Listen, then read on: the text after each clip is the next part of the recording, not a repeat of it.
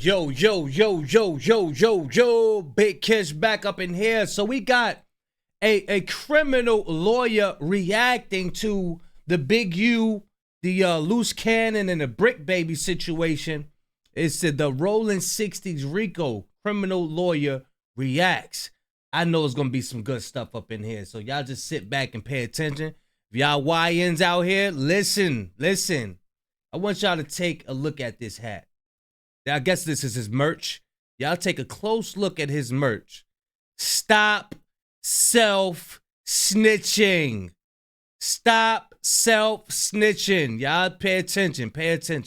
I'm going to leave a link in the description. Y'all know I don't like holding y'all. Without further ado, let's get it. You know, it's like he forgot what he was doing was illegal.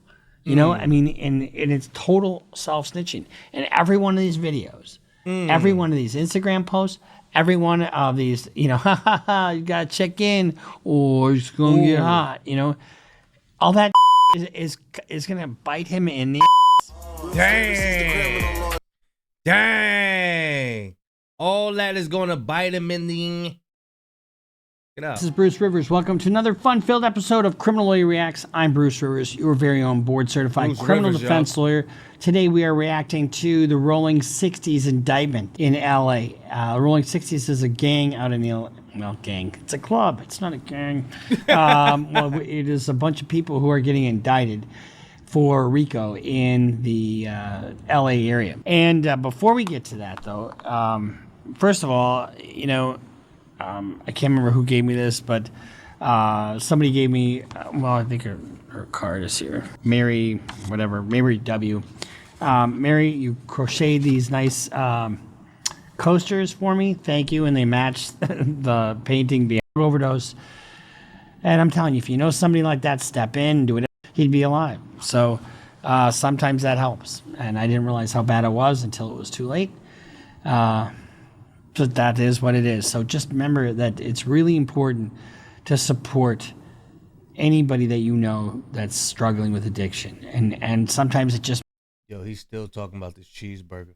I'm going to just fast forward a little bit. Yo, come on. Boss, Valtown. But he is from the Arlington and Slauson, which is known as the 60's territory. The Arlington gang was led by Big U's cousin, Chili Capone. And as time went on, Arlington guys would call themselves Rollin 60's as they were from the same area. Now, here's the thing. Big U and Chili did not start the gang, but they were like the second generation. These are not people to mess with, you know, and they all have, you know, a teardrop, not necessarily a teardrop, but they have earned one anyway. You know what that means. And Big U, who's like their main guy, claims not to have any directly said he didn't directly join the 60's, but that the affiliation was a natural one as he was an AG member, Arlington gang member, and he built his reputation on being an excellent fighter, learning martial arts, growing up, and possessing natural leadership skills. And when Chili Capone died, you know, they all die young, right? He became... Man, you hear that? They all die young. Y'all heard that? The next leader of the AGs, or Arlington gang. And as the years went on, that just kind of morphed into the Rollin 60's. So they've indicted about 20 guys. You know, I'm doing one right now where they've indicted well over 45 guys. And they're continuing to indict people. They're pulling people out of prison who are serving 30-year sentence on a homicide to indict him on a murder case. Dang. So they never get out. I'm telling you, this is not... If you're sitting there thinking, hey, it's a cool idea to be in a gang, or if you're thinking, I have to do this, listen up. Think again. Because this is happening all over the country. It happened in Atlanta, and we know what happened there. The prosecutor fucked that case up royally. And Young Thug had just amazing lawyers. And they didn't give up, which is just amazing. As the crack epidemic came in, the focus shifted to getting money, which brought more enemies meant more firearms, and the gangs now had unlimited access. Big U would also rob dealers, and after attempting to rob and uncover an officer who posed as a dealer, he was sent to prison for 23 years, serving only 12 before going to prison. Big U managed to corrupt in 1990, who would go on to sign with Death Row Records after Big U went to prison. All these guys go to prison. You're in a gang, guess what? You're going to prison or you're going to die. One of the two. And it doesn't matter how long and usually it's either for large drug crimes, and now it's Rico, which they can take any little thing and say it was in furtherance of the conspiracy.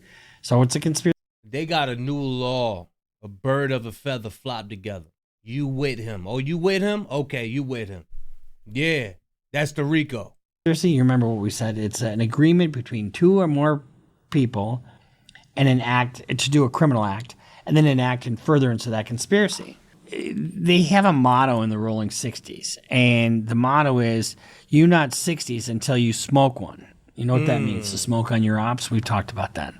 Imagine wanting to be part of an organization that has a motto basically smoke on your ops. We talked about your ops. Smoke on them. Basically saying you ain't a real one unless you backdoor and kill your brother. Example of what happened to Nipsey Hussle and, Sandman Niggas. The amount of fame and clout Nipsey brought to them only for a tweaked out J-Cat from his hood to kill him. Oh, that's from the Boy Mess, whoever that is.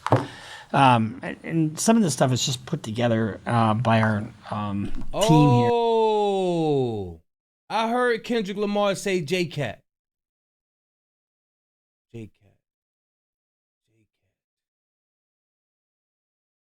What song was that? Peekaboo?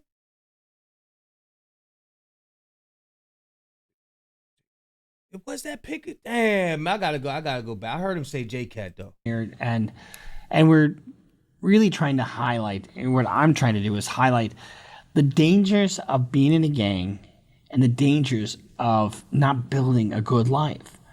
It might seem like a good idea at the time because you might be intimidated, you might have this, you might have that, and you might not have a choice. You might think you don't have a choice. Find a mentor. If you're 10 years old, you got to have somebody that's if you're a 10-year-old black kid in the hood, in the inner city, if you're, whether it's Chicago, LA, Minneapolis, or New York, Detroit, Houston, Dallas, Jacksonville, Florida. I mean, there's over 50 unsolved homicides in the last 5 years. And it's probably grown since then because that's an old statistic. But if you're a 10, 12, 13-year-old kid, find somebody close to you, that's not in the shit. That's not, somebody that's solid. Because there are men out there, just solid men. And he don't understand how rare it is to find somebody that's solid in the hood. And I don't think he's aware of how addictive it is when you're born in it. When you're born in it. From the day you able to speak, the day you able to interpret words, from 3 to 4 to 5 to 6, waking up every day hearing negative stories. And it is becoming the norm. And it becomes your life, hearing about fights, hearing about stealing, hearing about all of this every day. Growing up, he don't have no clue how addictive that can be, how it can just, you assimilate with that stuff. You bear witness with that. You know what I'm saying? He don't understand. It takes God. It takes God to put the spirit in you to want to change, man.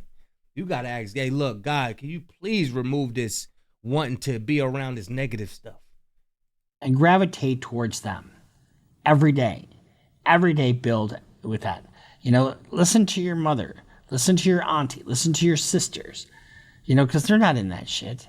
Shit. That's what he don't know. The aunties, the uncles, they messed up too. Yeah, they be messed up too. You know what I mean? So look, you gotta want it. If you want to lead a hood, you gotta want it for yourself. And the only one that could put that spirit in you to want it is God. He controls all spirits. So you got to have it in your spirit to want to leave out of the hood, to want to do better, to want better in life. You can't just be like, yeah, I want better. It don't work like that. It don't work like that. And if they are, make other plans. I hate to sound like an old fucking white dude who doesn't know what he's talking about, but I see this every day.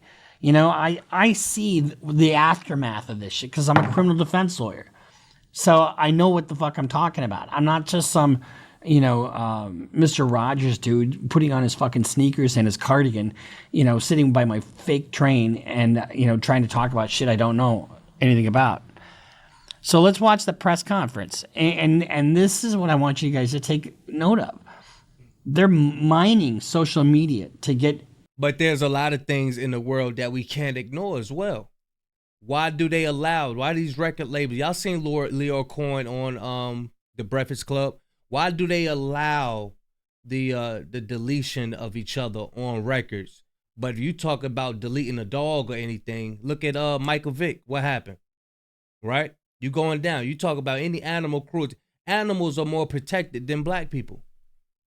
Animals are more protected. It was on a TED Talk. The guy was speaking about it.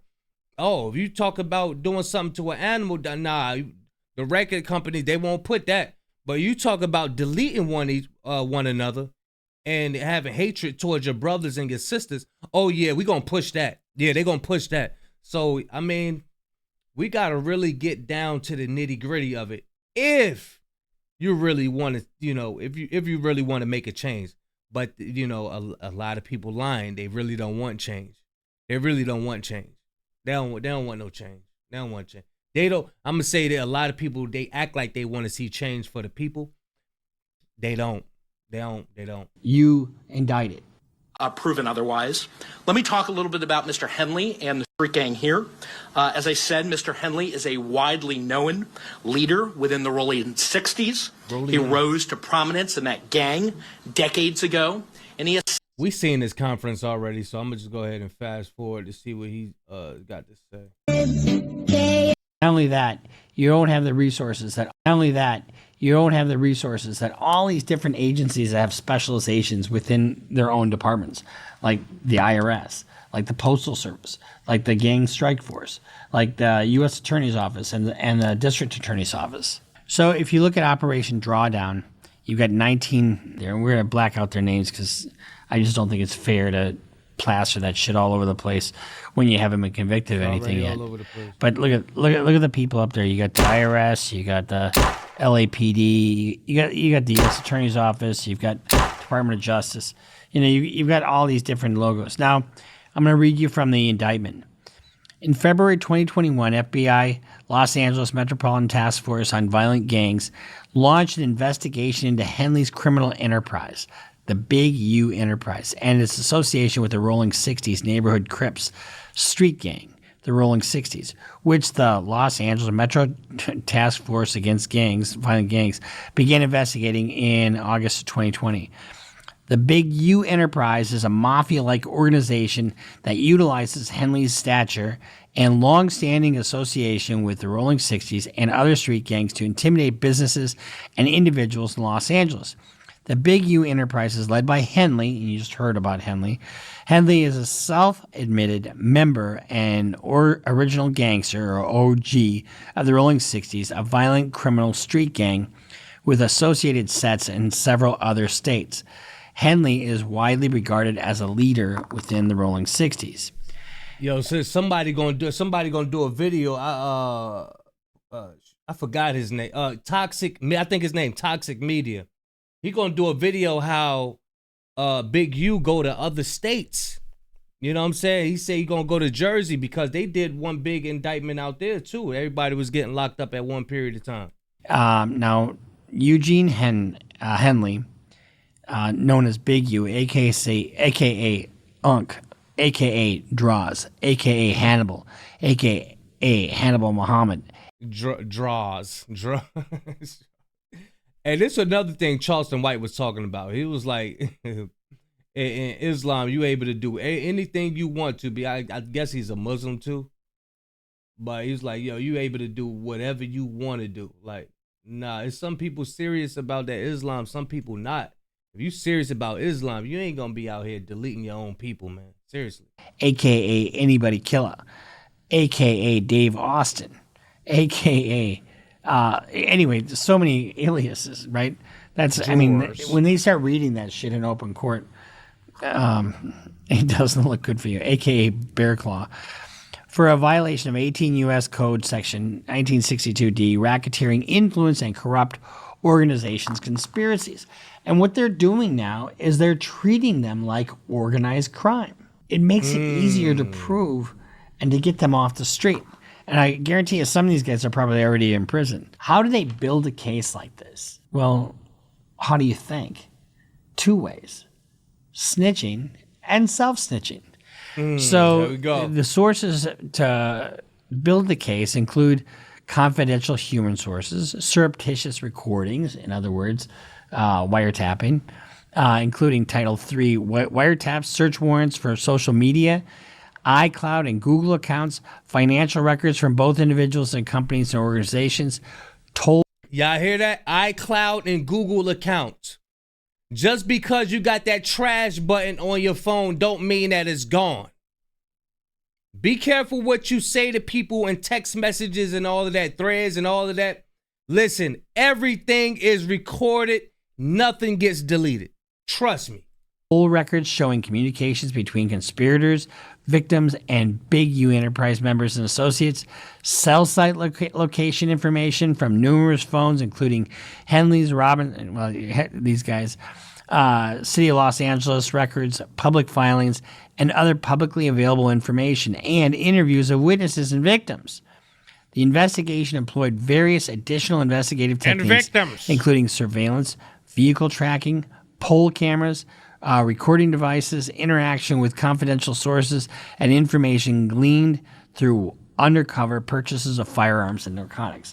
So they're going to have video and audio of transactions. You know, oh, here's some guns. Guess what happens with a gun? It's a 5-year mandatory minimum on top of whatever the underlying conviction is. It's called 924C. And the issue with this is this is going to be a document-intensive case and a discovery-intensive case. It's not going to just be talking. You know, it's not going to just be witnesses. But they're going to have plenty of those too. So just when you think your brother next to you is your friend, all of a sudden he shows up on the witness stand because he's fucked if he doesn't. So the United States District for the Central District of California authorized multiple Title III wire and electronic interception orders for telephones being used by certain subjects of the investigation, including Henley and some of these other guys. The court also authorized interception of audio and visual nonverbal conduct via closed-circuit TV through installation of video and audio bugs in a location. So what does that tell you? I mean, remember what got John Gotti? There was a surreptitious recordings that they had the social club. Well, they went up above the social club that they had, and they were hanging out in this woman's apartment, and they put the recording devices in that apartment, and John Gotti is heard on the recording wanting to order a hit on somebody. Damn. So let me tell you something about the federal government. The federal government is patient, motivated, and competent. We're talking about, probably a 5-year investigation. What's done in the dark shall be brought to the light. What's done in the dark shall be brought to the light. No Jumper, which we were on No Jumper, or I was on, Michael and I were on No Jumper a while back. They released a statement. In addition to DJ... Oh, he the dude that was on No Jumper. He looked he looked tipsy when he was up there. I ain't take him serious. So this is the guy. Okay. Vlad also expressed shock at the allegations against Big U, which he denied. He ain't shocked. In fact, Vlad claimed that Henley alleged that he was never part of the Rolling 60's neighborhood Crips gang at the center of the Rico case. He also suggested that snitches and the spread of incriminating evidence on social media is what possibly led to this, not any specific media coverage. And here's the thing, the media doesn't cover this shit at all. I don't ever hear anything about this. All these statements line up with Adam 22's response to similar accusations claiming that No Jumper had nothing to do with the case. The outlet's name reportedly appeared various times in the indictment due to Brick Baby's previous work with them. So this is Adam 22. I'm not seeing anything that says anything. I'm not seeing anything that says anything about stuff he did in the last 2 years since he's been fucking with us. Adam 22 said of Brick Baby, I do employ people from the streets, people from the streets sometimes get caught up in federal Rico indictments or whatever the fuck this shit is.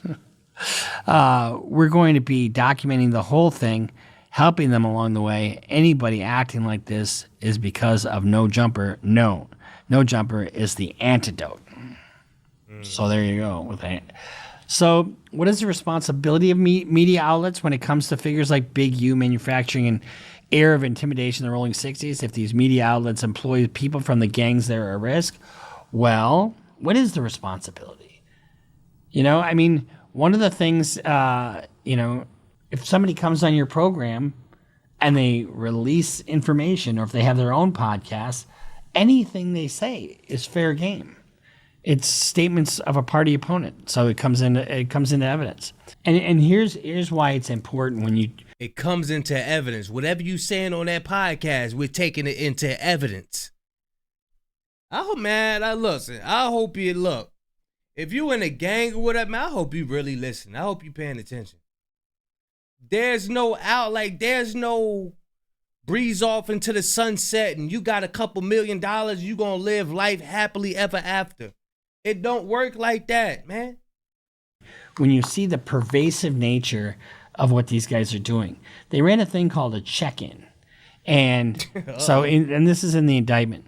Henley and the Big U Enterprises are widely known for requiring what's called a check-in for out-of-town entertainers or gang members in Los Angeles. So if you have a big enough organization, the Rolling 60's was decent size, and you are intimidating people like anybody that's coming into town, as Henley described in the docuseries, if I don't answer the phone, it can be death for someone else. Hey, y'all think they gonna call Shaq up in there? They say he was getting Shaq for some bread too. Everywhere there's someone like me, and you can't put a monetary value on his touch in hip-hop. After more than 3 decades as Rolling 60's members and several years managing famous hip-hop artists, Henley was widely regarded as an original gangster or OG. In the docuseries, record producer Andre Young, a.k.a. Dr. Dre, explained that it's very helpful to have an OG who can clear the streets with this operating environment. Henley instituted the concept of the check-in when hip-hop artists and other celebrities visit Los Angeles. So here's how it works. The individual must check in or meet with the local street representative of said city to pay a tax or a fee for permission to both to move about freely and to have an event or conduct business in that other city without the risk of harassment or, I mean, doesn't it sound just like the fucking mafia? It sounds just like it. Sounds just like the mafia. I mean, when you listen to Loose Cannon, how he be breaking down them stories, he'd be like, yeah, so Big U had us do this, and then we did that, and then we get, yeah, it do. If it's happening. Keep in mind, they deserve the presumption. Hey, I'm going to say this, too. Hip-hop always glorified the mafia. You got people calling themselves Gotti, people calling themselves Scarface. They always glorified the mafia. But unbeknownst to them, the Italians don't like us. They don't like us. They do not like us. Look at Raekwon and them, Gambino family and all of that. They said, no, you can't use our name on your album. No. Understand, but hip-hop always glorified the mafia. Everybody, when Scarface came out, everybody wanted to be Scarface. Everybody wanted to be John Gotti.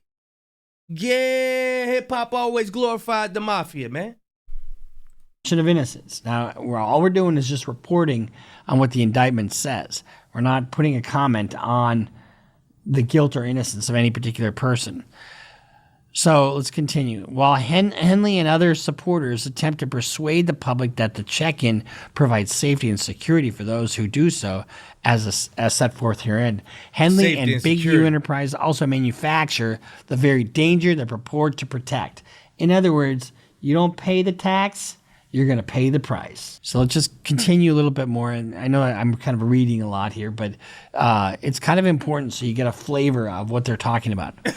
Henley also provided examples of individuals who do not check in with him until it's too late, such as the rap artist Taquan Terrell Bowman, a.k.a. Quando Rondo, when Henley discussed in another interview who was later targeted in a murder-for-hire plot where his associate was killed. When defending this practice in interviews, Henley had interviews. What is that? That's self-fucking snitching. When defending this practice in interviews, Henley has stated that it is no different than when a Learjet flies over the United States airspace. They want to know who you are. Who the fuck? You're not a fucking government organization. Bro, you was not the government! Bro! Yo, these ninjas talking about, yeah, this block is mine. This is mine. That's mine. Ain't no paperwork with your name on it. I'm telling y'all, man, look. Gotta get out of this life, bro. It's no end to it. Bro, yo, yeah, this is my street right here. You better not roll down here. Oh, but the cops can roll down here. The cops can roll over here. Huh? Yeah, man, come on, bro. Don't nothing belong to you, bro. Ain't none of this stuff yours.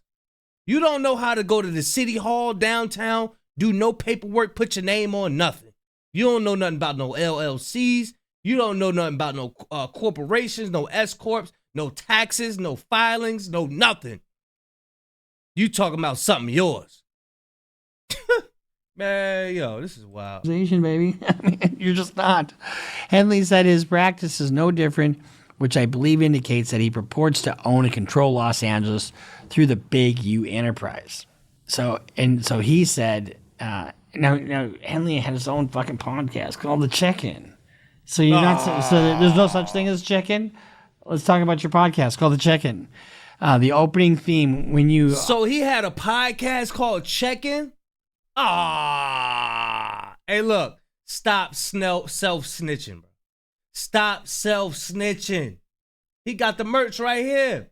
He making merch out of y'all, man. He got merch off of y'all, man. Hop off the plane, check in. Penthouse suite, check in. When your feet hit the street, check in. Because if you're not, shit get hot. You better check in.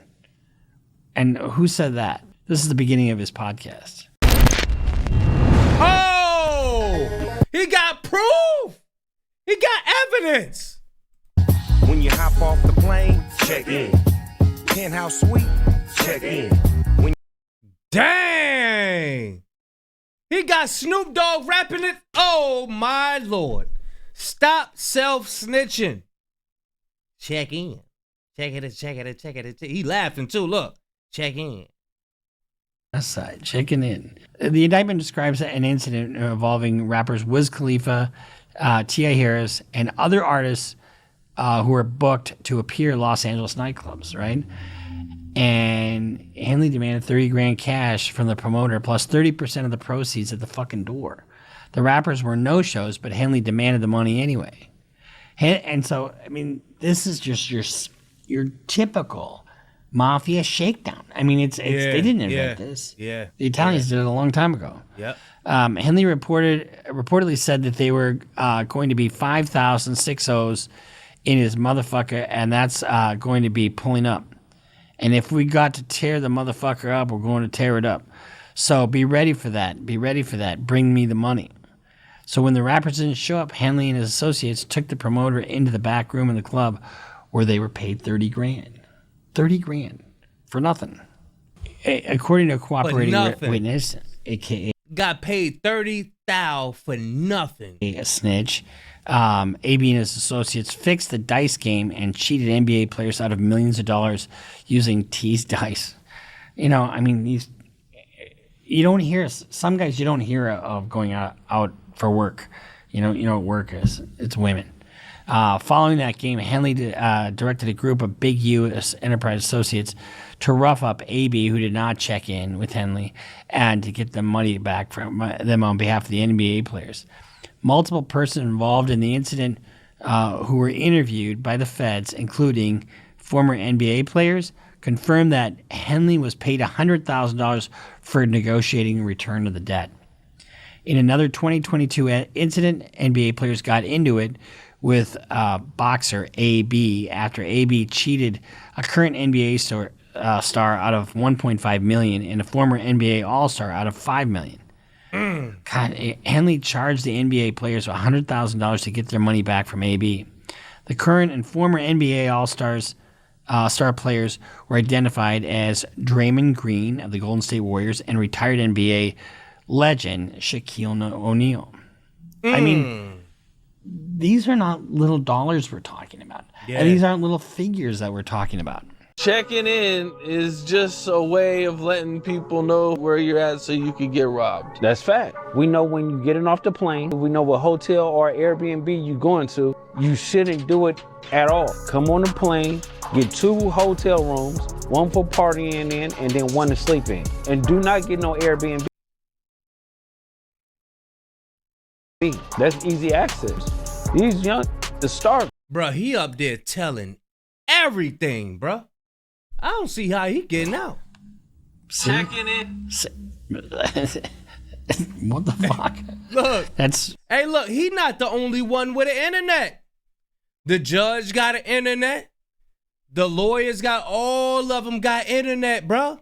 They sharing these videos amongst each other. Like, look at him. Look. Hey, Roger, did you see the video? Did you see the other one? I'm telling y'all, man. Yo. Y'all be doing stuff, turning off your location. Yeah, I'm safe. No, you not. Oh, man, this is wild. I'm going to leave a link in the description. This is nasty, nasty, nasty work. Nasty work. I just seen he got a ratchet right here. This is nasty work, y'all. Y'all let me know what y'all think, man. I'm going to leave a link in the description. CLR Bruce Rivers breaking it down like, yo, stop self-snitching. Big Kish signing out. I'm going, y'all.